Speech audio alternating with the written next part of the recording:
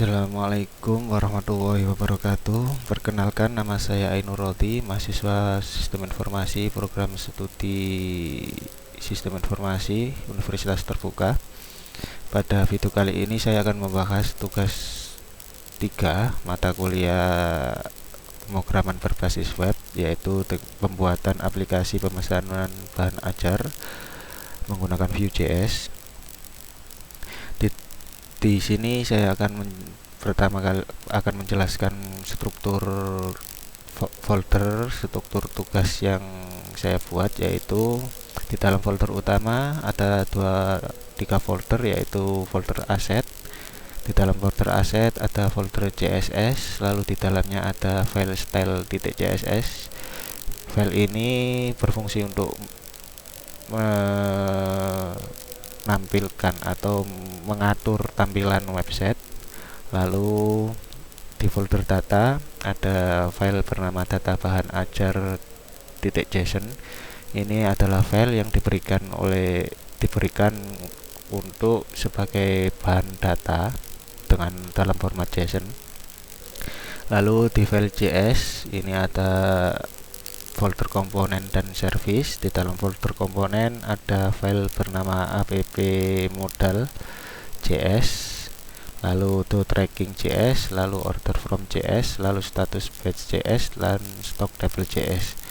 Semua komponen ini menggunakan Vue.js. Lalu ada folder JS, ada folder service. Nah, di dalam folder service ini ada file api.js. File api.js ini digunakan untuk mengambil data dari data JSON yang diberikan. Lalu ada file index.html. Ini adalah file utama aplikasi ini. Ini nanti akan menampilkan halaman utama ketika aplikasi diakses. Untuk menampilkan project tugas 3 kali ini saya menggunakan live server dari aplikasi VS Code, karena aplikasi ini mengambil data JSON menggunakan fetch. Jadi nanti kalau kita menggunakan double klik filenya, Chrome akan memblokir proses fetch.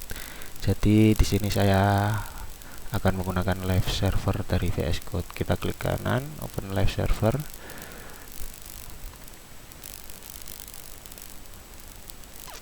Oke, sudah muncul aplikasinya. Di dalam aplikasi ini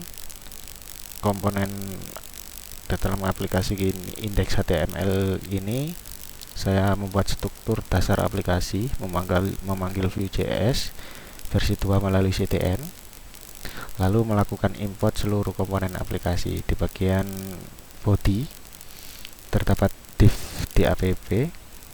Di dalam body ini terdapat div yang berisi ID-nya app ini, yang akan nanti mengambil perintah dari file app.js ini. Oke.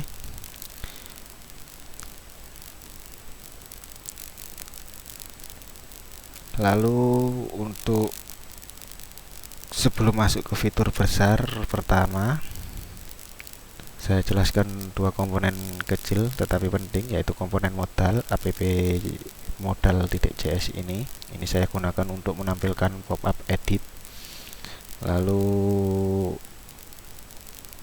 menggunakan slot dan dapat dibuka serta ditutup dari komponen induk. Lalu yang kedua yaitu status batch.js ini. Di sini saya menggunakan compute ini untuk menentukan mengklasifikasikan stoknya.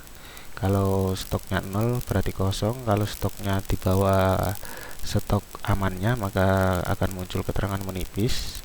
Lalu kalau selain itu akan dianggap aman.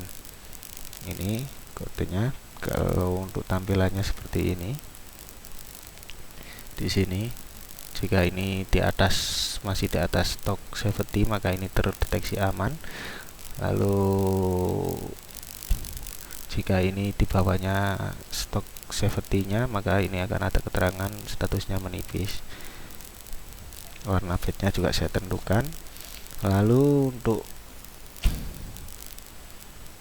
di form ini ada filter.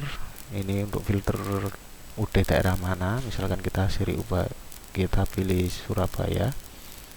Kalau masih setelah kita UD daerah mana akan muncul untuk pemilihan kategori. Menggunakan pilihan kategori muncul dinamis saat ini sudah dipilih. Kita pilih misalkan kategorinya ini, maka akan tampil sebagai filter. Saya menggunakan compute property di sini di data stock.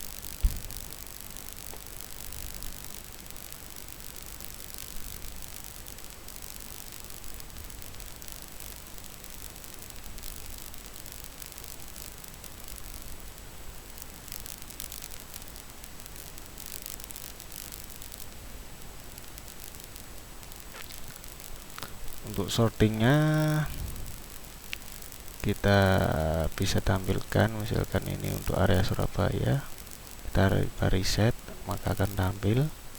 Ini untuk tampilnya nanti menampilkan data yang menipis. Lalu misal kita ambil contoh kode, kita masukkan untuk tambahkan produk, misalnya kita buat contoh 18. Lalu untuk judulnya buku tes, lalu kita pilih kategorinya MK pilihan BPJ Jakarta, lokasi rak misal R1 A8. Lalu untuk harganya 120.000. Untuk quantity kita coba isi 0. Catatannya kita tambahkan catatan di sini, versi cetak belum ada misalkan.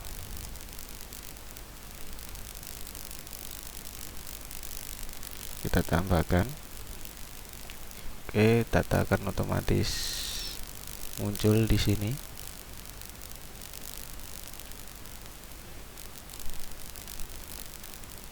Ini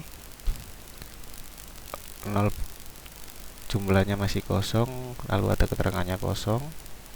Ini akan muncul catatan kalau versi cetaknya masih belum tersedia. Seperti ini, cover baru, edisi cetak ulang. Lalu untuk order di sini saya menampilkan nomor DO secara otomatis berdasarkan data yang ada. Untuk data dari JSON tadi, untuk order DO nya masih cuma ada satu data, makanya ini otomatis menjadi 02. Lalu kita bisa menambahkan nama NIM nya, misalkan 1234567 lalu kita ambilkan nama, kita pilih XTC reguler 1 hari. Untuk pilih pemilihan paketnya ini misalkan kita ambil untuk yang paket dasar, maka ini untuk harganya akan otomatis sesuai dengan daftar paket yang ada di sini. Lalu kita simpan. Oke, ini akan sudah muncul DO disimpan. Oke, untuk selanjutnya yaitu menu tracking DO. Ini adalah saya gunakan cari DO, ini bisa diketikkan nomor DO nya atau name nya, misalkan ini. Kita cari, akan muncul. Misalkan kita cari, kita ubah mengaktual, maka akan muncul tidak ada hasil karena untuk data DO nya masih ada satu di data dummy-nya. Oke, misalkan kita berdasarkan NIM, cek, ini muncul. Kalau misalkan kita buat NIM nya misalkan salah,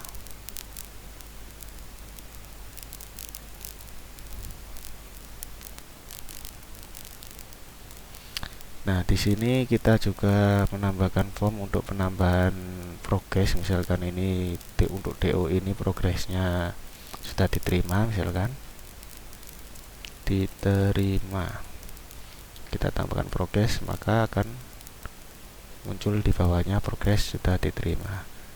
Ini untuk mereset pencarian.